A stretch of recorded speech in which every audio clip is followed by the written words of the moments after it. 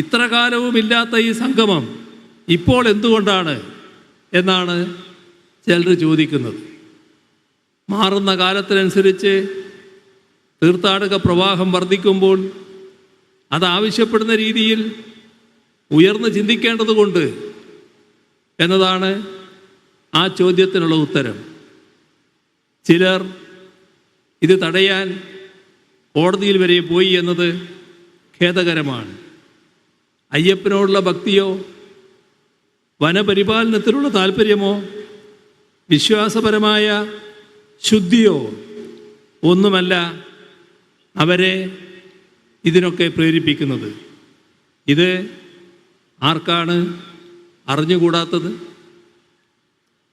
ക്ഷേത്രഭരണം വിശ്വാസികൾക്ക് വിട്ടുകൊടുത്ത് സർക്കാർ പിന്മാറണം എന്ന ഒരു വാദം ചിലർ ഉയർത്തുന്നുണ്ട്. വിശ്വാസികളുടെ കൈകളിൽ തന്നെ ആയിരുന്നല്ലോ പണ്ട് ക്ഷേത്രങ്ങൾ ഉണ്ടായിരുന്നത്.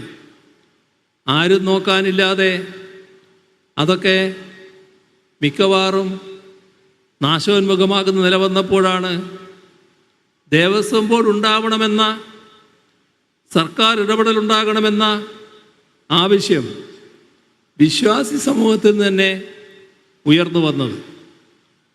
അങ്ങനെയാണ് ബോർഡുകളും മറ്റ് ഭരണ സംവിധാനങ്ങളും നിലവിൽ വന്നത്. അതോടെ തകർച്ചയിലായ ഒരുപാട് ക്ഷേത്രങ്ങളാണ് ഉദ്ധരിക്കപ്പെട്ടത്. ക്ഷേത്ര ജീവനക്കാർക്ക് കൃത്യമായി ശമ്പളം ഉറപ്പായത്, ജീർണതയിൽ നിന്ന് രക്ഷപ്പെട്ടത് എല്ലാം അതിനുശേഷമാണ്. 2019 കോവിഡ് മഹാമാരിയുടെ സാഹചര്യം എല്ലാവരും ഓർക്കുന്നുണ്ടാവും. ആ സാഹചര്യത്തിൽ ദേവസ്വം ബോർഡിൻ്റെ ദൈനംദിന പ്രവർത്തനങ്ങൾ പോലും വിഷമത്തിലാകുന്ന സ്ഥിതിയാണ് ഉണ്ടായത്. അന്ന് 140 കോടി രൂപയുടെ ധനസഹായമാണ് സർക്കാർ ബോർഡിന് നൽകിയത്. മരാമത്ത് പണികൾക്കായി 123 കോടി രൂപയും ലഭ്യമാക്കി. ഇത്തരം സത്യങ്ങൾ പലരും കണ്ടില്ലെന്നടിക്കുന്നു.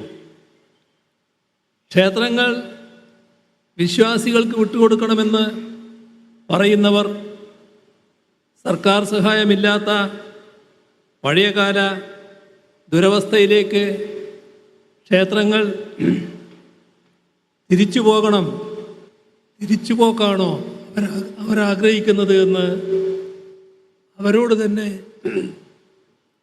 തിരിച്ചു ചോദിക്കേണ്ടതായിട്ടുണ്ട്.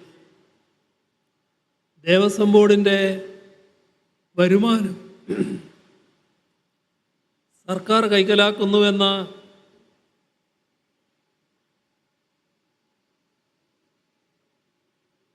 വ്യാജ പ്രചരണം ചിലര് ബോധപൂർവം ഇപ്പോഴും നടത്തി വരുന്നുണ്ട്. ഇതെല്ലാം പലതവണ വിശദീകരിച്ച കാര്യമാണ്. നേരത്തെ ദേവസ്വം ബോർഡ് പ്രസിഡന്റും അതുമായി ബന്ധപ്പെട്ട കാര്യങ്ങൾ പറയുകയുണ്ടായി. ഇവിടെ ശ്രദ്ധിക്കേണ്ട കാര്യം, ക്ഷേത്ര വരുമാനത്തിൽ നിന്ന് സർക്കാർ ഒരു പൈസ പോലും എടുക്കുന്നില്ല എന്നതാണ്. എന്നാൽ ദേവസ്വം ബോർഡിന് സർക്കാർ പണം നൽകുന്നുവെന്നതുകൂടി കാണേണ്ടതായിട്ടുണ്ട്. അതുകൊണ്ടാണ് താരതമ്യേന തുച്ഛ വരുമാനം മാത്രമുള്ള എത്രയോ ക്ഷേത്രങ്ങളിൽ ഇന്നും അന്ത്യത്തിരി തെളിയുന്നത്. അവിടങ്ങളിലെ ക്ഷേത്ര ജീവനക്കാർ പട്ടിണിയിലാകാത്തത്. ശബരിമല മാസ്റ്റർ പ്ലാൻ പ്രവർത്തികൾ ആരംഭിച്ച 2011-2012 മുതൽ നാളിതുവരെ 148 കോടി 50 ലക്ഷം രൂപ വിവിധ വികസന പദ്ധതികൾക്കായി സർക്കാർ ചെലവഴിച്ചിട്ടുണ്ട്. ശബരിമലയുടെ ബേസ് ക്യാമ്പായ നിലക്കലിൻ്റെ ലേഔട്ട് പ്ലാനിന് 2020 തന്നെ സർക്കാർ അംഗീകാരം നൽകിയിരുന്നു. ശബരിമല മാസ്റ്റർ പ്ലാൻ ഉന്നതികാര സമിതിയുടെ പ്രവർത്തനത്തിലെ കാലതാമസം കാരണം ഫണ്ട് യഥാസമയം ചെലവഴിക്കാൻ കഴിയാത്ത സാഹചര്യം മുൻപുണ്ടായിരുന്നു. എന്നാൽ സർക്കാരിൻ്റെ നിരന്തരമായ ഇടപെടൽ മൂലം ശബരിമല മാസ്റ്റർ പ്ലാൻ പദ്ധതിയിൽ ഉൾപ്പെട്ട പ്രവൃത്തികളെല്ലാം തന്നെ വേഗത്തിലാക്കാൻ കഴിഞ്ഞിട്ടുണ്ട്. അതിൻ്റെ ഭാഗമായി സന്നിധാനത്തിൻ്റെയും പമ്പയിലെ ട്രക്ക് റൂട്ടിൻ്റെയും ലേഔട്ട് പ്ലാനുകൾക്ക് സർക്കാർ കഴിഞ്ഞ ജനുവരിയിൽ അംഗീകാരം നൽകുകയുണ്ടായി. 2016-17 മുതൽ 2025 വരെ ദേവസ്വം സ്ഥാപനങ്ങളുടെ ആധുനികവൽക്കരണത്തിനും വികസനത്തിനുമായി 650 കോടിയോളം രൂപയാണ് സർക്കാർ അനുവദിച്ചത്.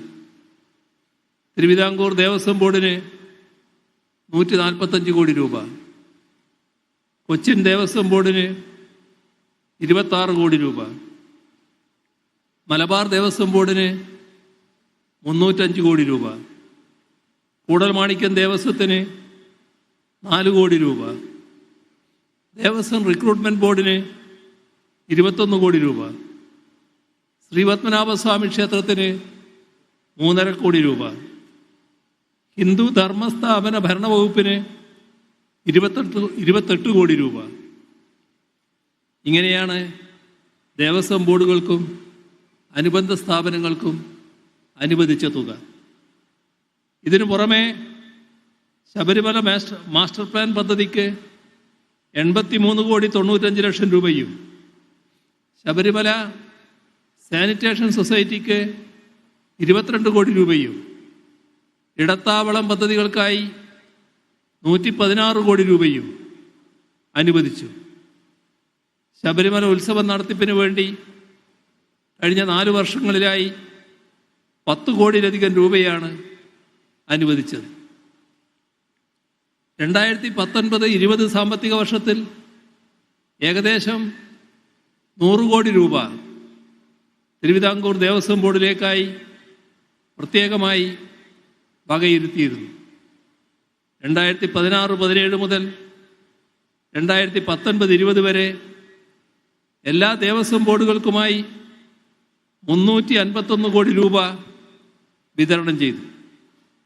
ഇക്കഴിഞ്ഞ 4.5 വർഷത്തിലായി ദേവസ്വം ബോർഡുകൾക്കും അനുബന്ധ സ്ഥാപനങ്ങൾക്കുമായി 232 കോടി രൂപയാണ് അനുവദിച്ചത്. ഇങ്ങനെ സർക്കാർ അങ്ങോട്ട് കൊടുക്കുന്നത് കാണാതെയാണ് സർക്കാർ പണം കൊണ്ടുപോവുകയാണ് എന്ന് കള്ളപ്രചരണം അഴിച്ചുവിടുന്നത്.